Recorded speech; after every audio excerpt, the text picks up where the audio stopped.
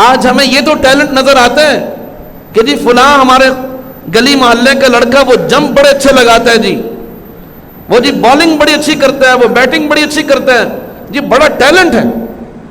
اچھی بات ہے، دنیاوی اعتبار سے بھی صلاحیتیں ہونی چاہیے، لیکن آپ یقین کیجئے اللہ والوں نے ہمارے نوجوانوں کو جس راستے پر لگایا تھا وہ دین اور تقوی کی صلاحیت تھی، دین اور تقوی کا ٹیلنٹ تھا. آج ہماری یہ ذمہ داری بنتی ہے کہ ہم اپنے بچوں کے اندر دینی خوبیاں پیدا کریں، دینی ٹیلنٹ ان کے اندر پیدا کریں، دینی صلاحیت ان کے اندر پیدا کریں.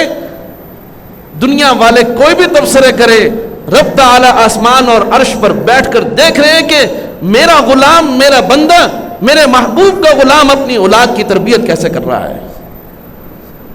اللہ راضی ہو جائیں گے، خوش ہو جائیں گے.